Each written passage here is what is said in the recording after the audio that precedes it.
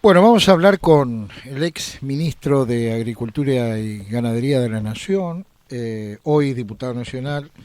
Estamos hablando del formoseño Ricardo Brugnalle, a quien saludamos en este preciso momento. ¿Qué tal, diputado? Gusto en escucharlo. ¿Cómo le va?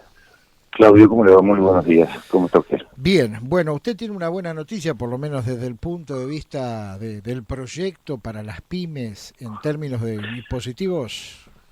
No son buenas noticias, son buenas intenciones. Bueno, Este, bueno, eh, eh, Claudio, yo pienso que hoy estamos viviendo, el mundo y Argentina particularmente, momentos complicados no solamente en lo sanitario, sino también en lo económico, ¿no? En lo actual, pero hay un momento que hay que empezar a pensar cómo se sale de esto. ujú, Y cuando digo se sale, es analizando que muchos contribuyentes, muchas pymes fundamentalmente, porque está destinado a las pymes este proyecto, hace 4 meses, van por 5 meses que no facturan un centavo. así es. Y que arriba de todo eso tienen la carga tributaria que no se le va aliviado, porque lo que está haciendo la moratoria esta que vamos a tratar el día de mañana, que bienvenida sea, lo que hace es aliviar las deudas, pero de contribuyentes sin ingresos en muchos casos, o con ingresos notoriamente deteriorados. Por lo tanto, no solamente tiene que pagar el saldo de declaración de jurada del impuesto a las ganancias, sino que tiene que hacer anticipo de impuesto a las ganancias. Entonces, a su vez, cuando hacen los depósitos bancarios, tiene el impuesto a los débitos bancarios, el 1,2. ¿Qué es lo que estamos proponiendo en estos casos? Lo que estamos proponiendo es que por un periodo acotado de tiempo no hagan ingreso del anticipo de impuesto a las ganancias y que los saldos del impuesto a los débitos, perdón, los débitos de los impuestos por débito y crédito en la cuenta corriente o en la caja de ahorro Ujú. puedan ser imputados a otros impuestos, ¿no es cierto? Esto es Bien.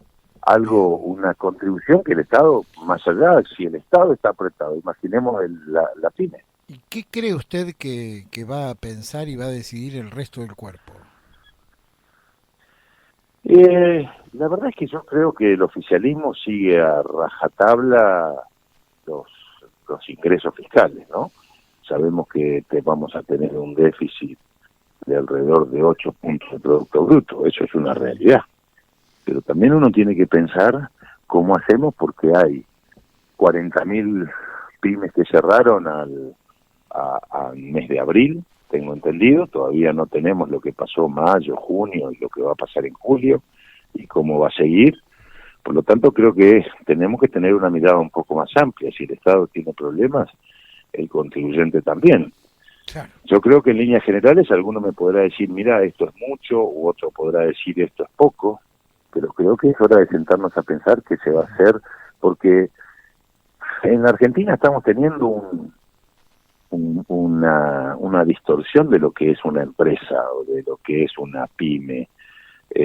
Lo que tenemos que pensar es que eso es un conjunto de gente que trabaja, que va desde el que abre la puerta hasta el que se encarga de la finanza, digamos, ¿no?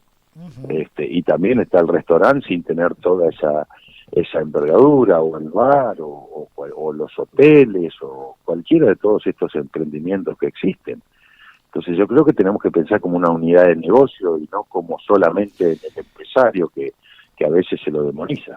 Ahora, Burjagle, con un déficit que usted bien remarcaba de 8 puntos del PBI, algunos llegan hasta 10 puntos del PBI, Sí, sin sí, financiamiento externo, porque a la vista no tenemos ninguno y de haberlo sería sumamente caro, costoso en sí, materia de tasa, claro.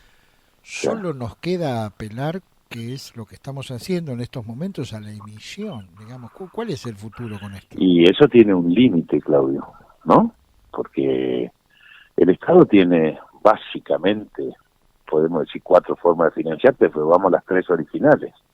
Las 3 originales es recaudación, este, endeudamiento eh, y emisión monetaria, básicamente, ¿no es cierto? Por Ujú. supuesto que, y tenemos que meter la cuarta, que en este caso tiene que ser una baja del gasto, ¿sí? vamos a decir, financiar, en este caso es reducir el déficit, me refiero a eso, ¿no? Yo creo que hoy más presión tributaria no podemos ponerle a los contribuyentes, ya la gente no damos más. Yo soy un contribuyente en mi actividad privada, igual que usted, igual que los oyentes que están ahí, sea la categoría contributiva que tenga. Yo la pregunta que tengo es esa: ¿hasta cuándo se va a seguir emitiendo? Crédito no vamos a tener, presión impositiva, más presión impositiva, resulta casi insostenible. Entonces creo que tenemos que empezar a pensar por una baja del gasto. Bien. Y hay que analizar el gasto, ¿sí? Seriamente. Por último, ¿hay diálogo en la Cámara sobre estos temas, sobre el futuro inmediato y a mediano plazo de la economía argentina, o está más o menos como el diálogo entre el presidente de la República y la oposición? Yo tengo que decir que el presidente de la comisión, Carlos Heller, obviamente cumple instrucciones del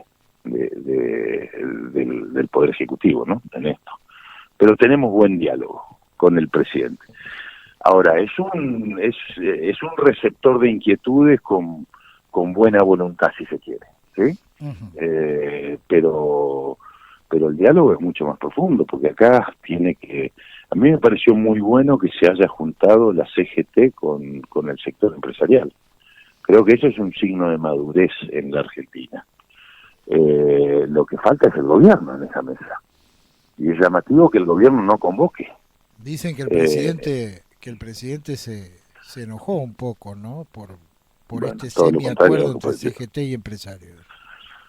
Mire, yo ni siquiera hablo de acuerdo, digo que se sienten a hablar de los problemas, porque la CGT representa a los trabajadores registrados. Imaginemos los informales.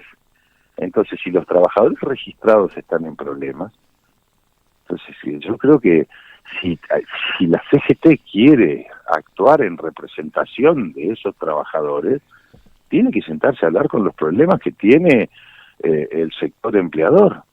Entonces el gobierno no se puede enojar, porque quiere decir que está en contra de ese diálogo, o por lo menos lo que desnudó es la falta de vocación del gobierno de convocar a los distintos sectores. A mí, yo creo que en eso sí el gobierno está encerrado, se reúne y habla hoy puntualmente con infectólogos, pero no habla de absolutamente ningún tema más. La reforma judicial se lanza sin un consenso lógico es necesaria, es oportuna, es conveniente. Bueno, cada uno podrá analizar esas tres cuestiones. Pero la Argentina, si quiere tener una política que perdure en el tiempo, lo que todo el mundo llama política de Estado, son cosas básicas que cuando cada uno asuma, tenga la imposibilidad, si se quiere, por el consenso anterior, de no tocar. Estamos tocando los miembros de la Corte, al otro día cambiamos política exterior, políticas tributarias, de regresivo a progresivo, de progresivo a regresivo, si se quiere.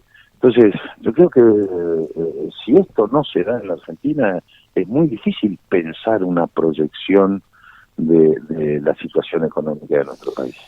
Muy bien, estamos escuchando al diputado nacional Ricardo Bursaile. Diputado, que siga usted muy bien, muy gentil por atendernos. No, gracias a usted por llamar, Claudio, muy amable. Hasta cualquier momento.